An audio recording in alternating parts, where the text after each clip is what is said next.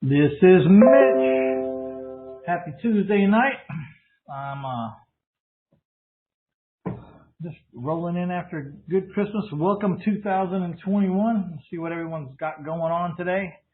I got a hand up from Birmingham, Alabama, I believe. Hello, who am I speaking with? Mitch, hey, it's Jay Kruger in Birmingham. How are you? Hey, Jay, how are you doing? I'm doing fine. I need to shout out to my University of Alabama Crimson Tide for their national championship victory last night. Roll Tide.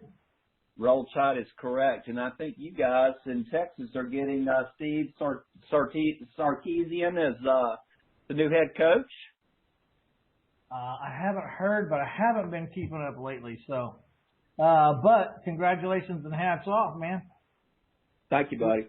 Hey, Mitch, I haven't talked to you in a while, and I won't hold your call up very long tonight. I've got a property, and I've actually discussed this probably with you in the past, and your cohort in the past as well. It's about 90 miles south of me. I bought this thing for about $30,000. I was going to do some renovation on it. I started some renovation right around the start of COVID, and never got very far with it. I put some flooring in it, which is fairly nice. The roof is fairly nice, but I think it's got a few leaks in it. And pulled some cabinet, pulled some countertops, need some vanities in some bathrooms. It's not a super nice house, but I think it'd be a nice owner-financed house. I really just want to kind of get out of the deal. I thought I was just going to wholesale it off and be done with it just so I could get out of the area. Now I'm to the point right now that I think I'm just going to go ahead and go with your program and try and owner finance it. I sat there and I've read so much about you and so much about the owner financing systems that you do, and I've kind of lost track of it through all of this. I need to do something with it. I've kind of dilly-dallied around with it for just way too long, and I want to get aggressive with it here in the next week or so. So need some countertops in it and need some vanities in it. I don't want to fool with it. I don't want to go put a sign in the yard. Again, it's 90 miles away from me. I struggled putting stuff on Facebook to begin with when I first started talking to you, but I guess I'm a reputable person these days on Facebook to where I can run an ad or do whatever I want to do. Can you tell me what I need to do as far as, and I'm not looking to even do anything with this property as far as dealing with a mortgage process or anything like that to verify income or do anything else on this. It's my rental, my income is, or my background is more of a dealing with rental tenants. I just need to find somebody that's got some down payment, feel like they're going to be a pretty good person. I don't want to deal with any of the problems of this property down the road and go ahead and owner finance this, I think, which is kind of more down the avenue of anything that you do. With all that being said, I think that's why I signed up for all this to begin with, but I haven't done much with it. Can you just give me a 3 to 5 minute synopsis of exactly what I need to do to go ahead and get this facilitated? I mean, how we've been selling them, though, requires that someone go just put out 20, 30 signs around the neighborhood where that house is, and then one out in the front yard, and then we've been driving, everybody to a recording that tells them all about the house so they don't have to take all the calls. But of course, the incoming callers' phone numbers are getting captured by the smartphone number that they're calling on. I use LiveCom phone number, but you can use any smart number. I forward the LiveCom phone number to the recording, but it captures the incoming caller's cell phone so that if I ever want to lower my price or call them up and ask what they're really looking for or what the issue was, or is there anything I can do to help, so I'm not losing the call. And then people go out and show the house to themselves and you can put a contact phone number at the end of the recording if you want, or you can say, if you really think this is the house for you, go look at it, walk around it, look through the windows, check out the neighborhood, and if you really still think this is the house and you definitely have X amount down and you can definitely make this much per month payment, then call the red phone number in the back window or something. If you don't want to get a whole bunch of calls, you just want calls from serious people, you'll still be able to see who called, Because when you go into the text distribution list, like at Livecom, I can say, well, it's getting calls. I know I only had 2 calls today, but those are the 2 people that actually drove out and did what I told them to do. There was 15 people that called. And you can still text them and get back to them.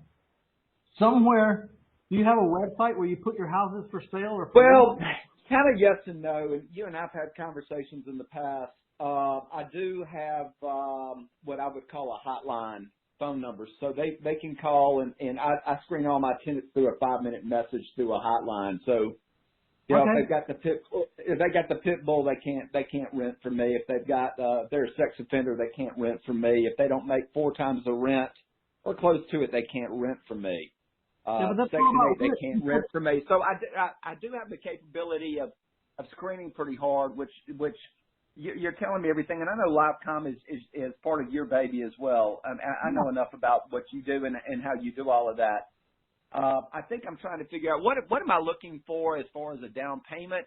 Am I giving a specific number? This is a house that I bought for 30, and maybe the house is worth 50, Mitch. Yeah, and I understand that as far as the the owner finance price could be closer to 60.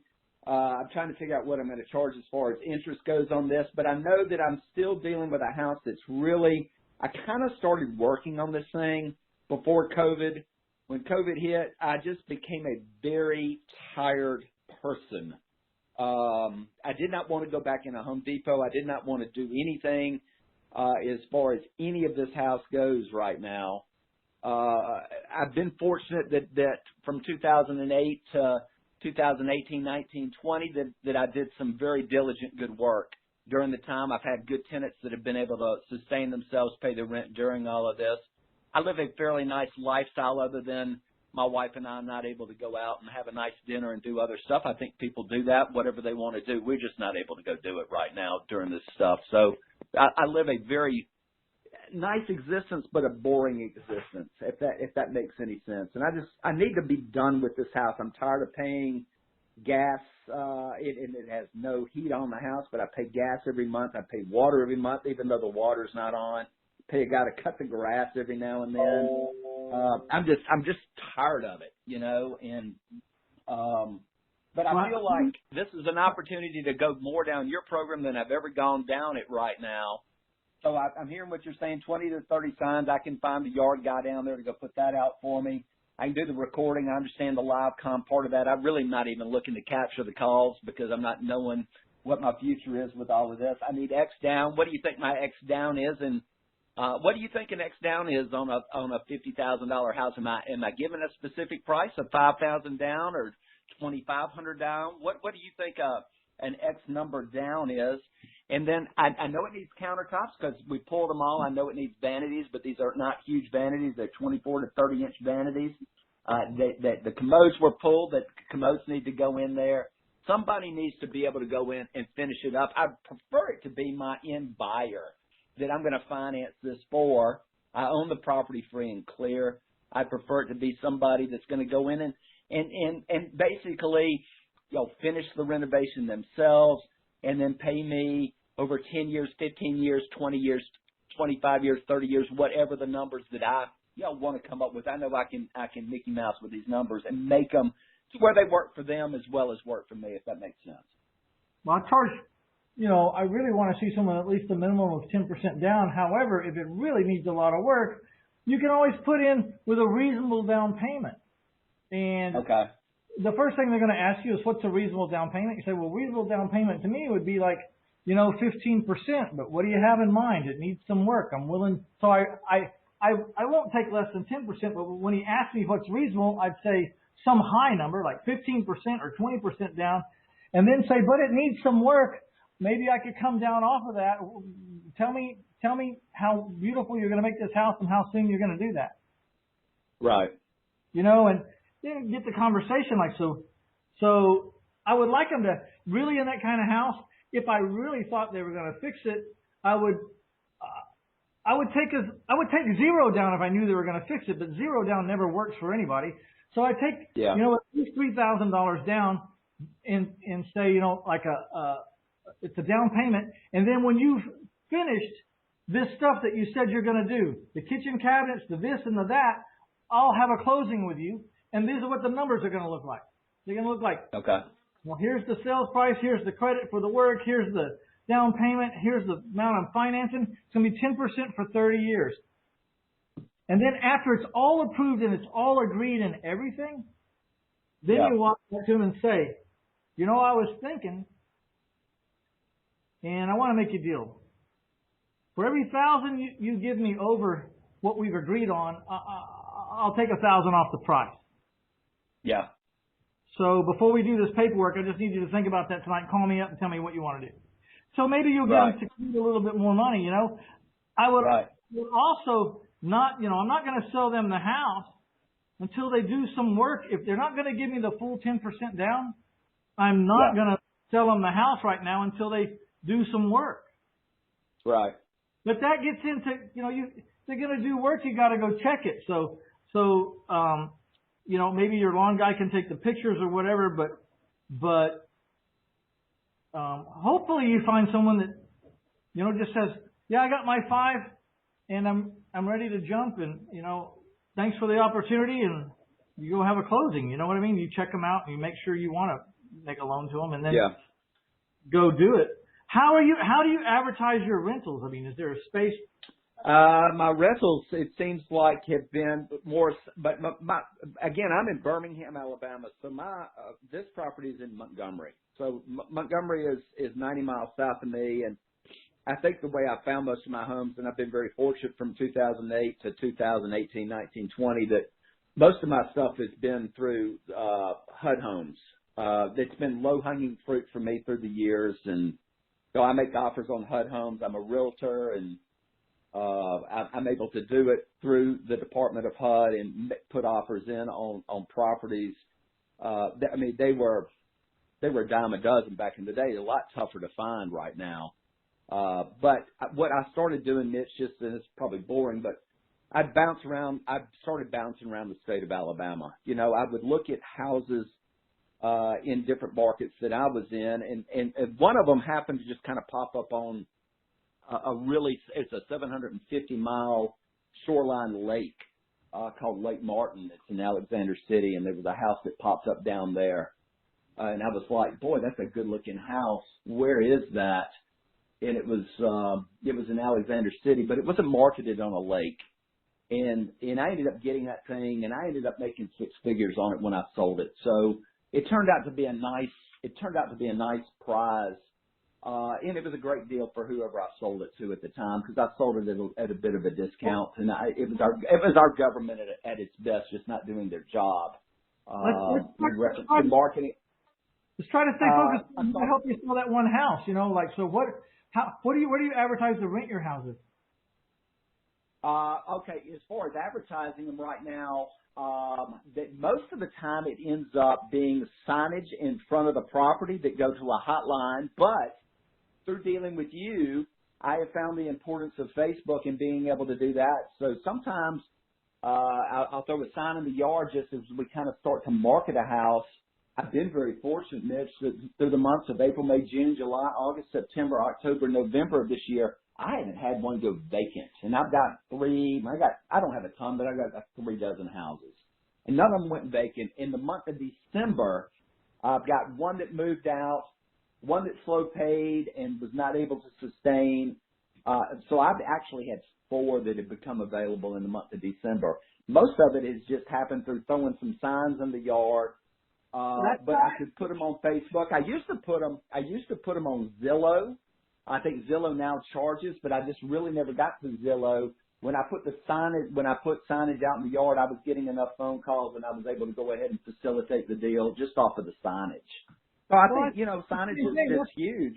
That's how we sell ours. I mean, but, you got to get some signs out there. Why don't you do that? Why don't you get some signs out there, and then by the next call, let's see how it's going, because really the people in that area should know that it's for sale, and that's your best chance of selling that house is to let the people I know. agree with you. So I totally agree. I've got the signs. I can get the signs. I can go ahead and just send those down to Montgomery. But if I don't want to go, I do have some signs that say owner financing, and then you can go ahead and you put the terms on it. So I bought those, and I've had some success as far as that end of it goes. So I can send the signs to somebody. They're kind of handwritten, but and get those out. I think what I was trying to do is figure out, on my sign, am I putting, it says owner financed on it, and that's actually a printed part of it, but it gives you space to write everything else, whether it says $3,000 down or $5,000 down, $700 of work, $700 a month needs a little bit of work or something like that. I don't know exactly what to put on that sign, but I think I could probably, tweak my brain and figure out what to put on it. You put the address at the top, and then right. when you put X amount down or DN, capital D, small n, and then 1,000/MO, they know it's a seller finance. 3,000 down or 10,000 down and X amount per month. They know that you're going to finance it. You don't have to say seller financing. You just told them down and 700 a month, and then. The phone number. I mean, if you don't need to say fixer up or anything. I mean, they're interested, they'll drive by, and see who needs when they drive by and look through the window. But at the end of the day, though, it still needs vanities in the bathrooms. It still needs commodes in the bathrooms. It still needs countertops in the kitchen. Just fine and sell it as is. That's the whole point. As is. Do all that. So I think if I get nothing else out of this phone call tonight, I think that's what I was looking for, and I don't think I really had that in my brain. I am selling this as is with owner financing. Yeah, and I would start no less than 60,000. Right. If pushing it too hard, 58 or something, but leave yourself a little room so that when you say, after they're approved and everything, you're going to say, for every 1,000 you give me over what we've agreed on, I'll take 1,000 off the price to a point, and you have to say to a point because I can't give you, 30,000 down and you take 30,000 off. I got you. And then just pad it at least $3,000 or $4,000 so you can play that game.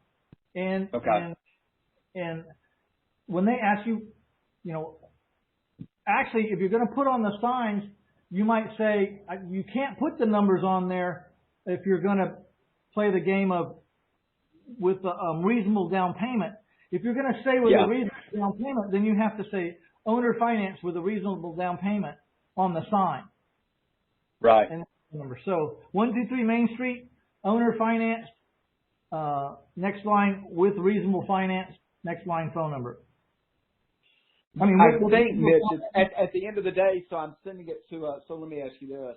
So I send it to my hotline. They're going to hear a message from me.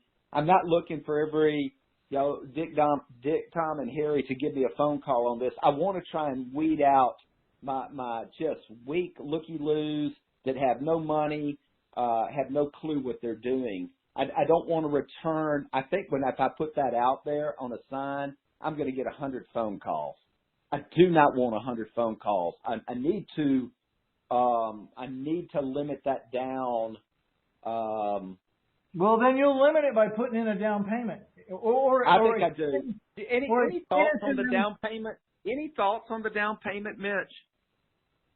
Well, yeah, the bigger the better, but you also know that you got to leave the person that's buying this house some money so they can fix it. You can't some money so they can fix it, and some money so they can eventually close on it too, I would think.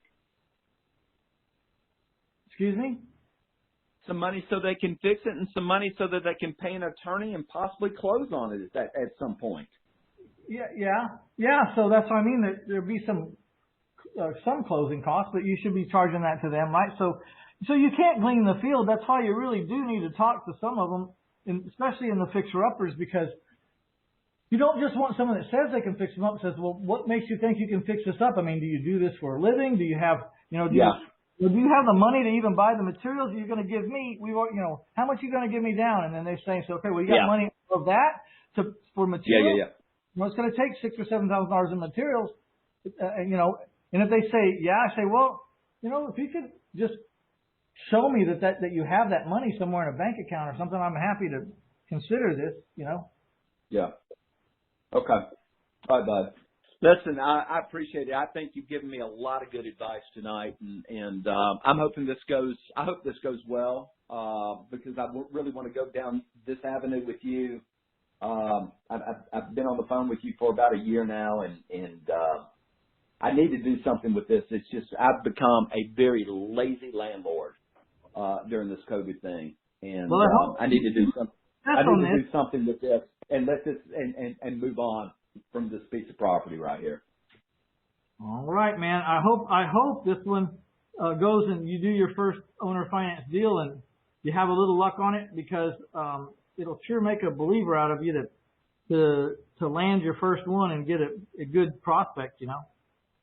I totally agree, and I think knowing that I didn't finish this property up, and I don't want to go back and finish it up, I think when you gave me the as-is part of that tonight, I think that was a big piece of my puzzle right there. I think my head just really wrapped really hard around the as-is part.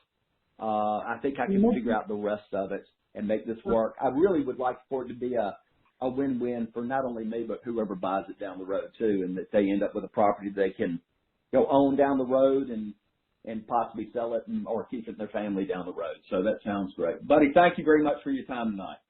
All right, Jay. Thank you. Bye-bye.